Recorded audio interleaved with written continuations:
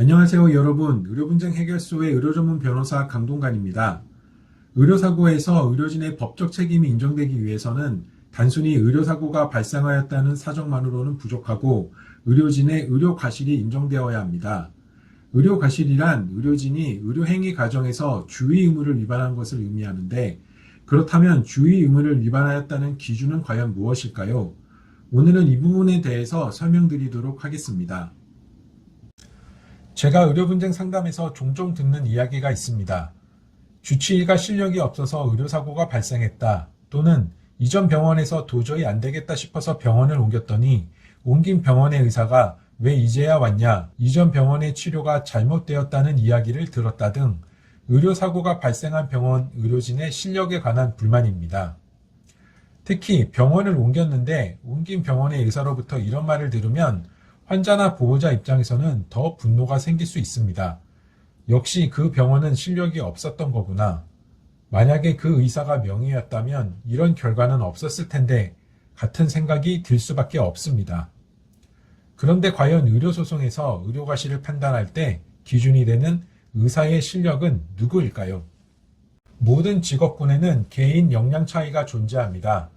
저 같은 변호사도 마찬가지로 같은 사건을 맡아도 어떤 변호사가 수행하느냐에 따라서 결론이 달라질 수 있습니다. 더 쉽게 프로야구를 예로 들어 볼까요? 어떤 타자는 타율이, 어떤 타자는 타율이 3할입니다. 같은 프로 선수지만 이처럼 성과에는 분명 차이가 있습니다. 의사도 마찬가지입니다. 예를 들어 수십 년 경력의 베테랑으로 소위 명의라고 불리는 대학병원 교수, 막 전문의 자격을 취득한 전문의, 1년차 레지던트, 이 3명의 의사 사이에 경험과 숙련도의 차이가 존재하는 것은 당연합니다. 물론 단정할 수는 없지만 대부분 경우에는 경험이 많은 쪽의 의사가 내리는 진단이나 치료가 환자에게 더 좋겠지요. 따라서 대부분 환자들은 1년차 레지던트가 아닌 명의에게 진료받기를 희망하고, 이건 너무나 당연합니다. 그런데 현실적으로 모든 환자가 명의에게 진료받는다는 것은 불가능하기에 1년차 레지던트에게 진료를 받는 환자도 있고, 또 사람이 하는 일이다 보니 의료사고가 발생할 수도 있는데, 그러면 환자 입장에서는 아까 말씀드린 것처럼 내 주치의가 만약 명의였다면 이런 결과는 없었을 텐데 라는 불만이 생길 수 있는 것입니다. 그렇다면 여기서 질문이 생깁니다. 의료소송에서 의료과실을 판단할 때 명의를 기준으로 판단할 수 있을까요? 제가 재미있게 봤던 만화 중에 슈퍼 닥터 K라는 유명한 의학 만화가 있습니다. 주인공은 닥터 K라고 불리는 의사인데 그야말로 천재 중의 천재로 정형외과 수술은 물론이고 뇌수술부터 산부인과 수술, 장기이식 수술, 심지어 성형외과 수술까지 모든 과목에서 최고의 실력을 보유하고 있습니다. 다른 의사들은 치료를 포기하거나 치료를 하더라도 환자가 회복하지 못하는 상황에서 닥터 K가 치료를 하면 환자가 회복되는 일이 비일비재하게 발생하는 만화입니다. 그러면 누군가 이렇게 질문할 수 있습니다. 닥터 K가 수술했으면 살 수 있었는데 일반 의사가 수술해서 사망하였으니 의료과실 아닌가요? 결론부터 말씀드리면 그렇게 판단하지 않습니다. 왜냐하면 법은 천재를 기준으로 삼지 않기 때문입니다. 의료과실 여부는 같은 분야의 평균적인 의사가 통상적으로 기대되는 수준의 주의 의무를 다했는지를 기준으로 판단합니다. 여기서 중요한 키워드는 통상적, 일반적, 보통인, 이렇게 3가지로 볼 수 있습니다. 이와 관련하여 우리 법원은 이렇게 판시하고 있습니다. 과실의 유무는 같은 업무와 직무에 종사하는 일반적 보통인의 주의 정도를 표준으로 판단하여야 한다.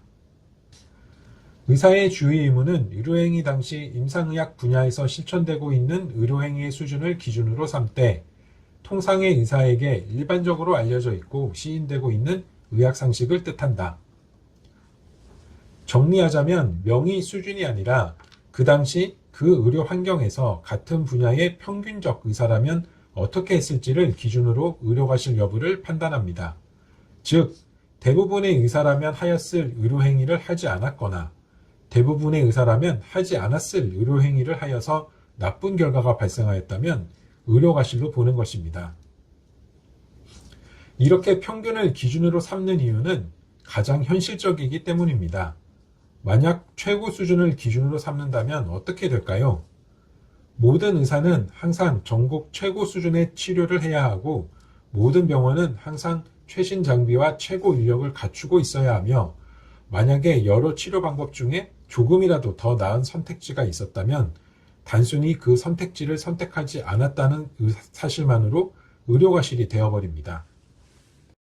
교통사고 운전자를 예로 들면 좀 더 쉽게 이해를 하실 수 있을 것 같습니다. 한 운전자가 충돌 사고를 일으킨 경우에 이 운전자에게 법적 책임이 있는지는 통상적인 일반적 운전자라면 사고를 예견하거나 회피할 수 있었을지가 기준이 되어야 하지 세상에서 운전을 제일 잘하는 사람이 기준이 되어서는 안 된다는 것입니다. 그러면 이 통상적이고 일반적인 의학 수준은 어떻게 판단할까요? 판사는 의료인이 아니기 때문에 단독으로 판단하기는 어렵고 진료기록 감정을 통해 확인합니다. 즉, 의료사고가 발생한 분야에 경험이 많은 의사에게 물어보는 곳이지요. 물론 이러한 기준이 환자 입장에서는 다소 아쉬울 수 있습니다. 왜냐하면 의료사고는 생명 또는 건강과 직결되기 때문입니다.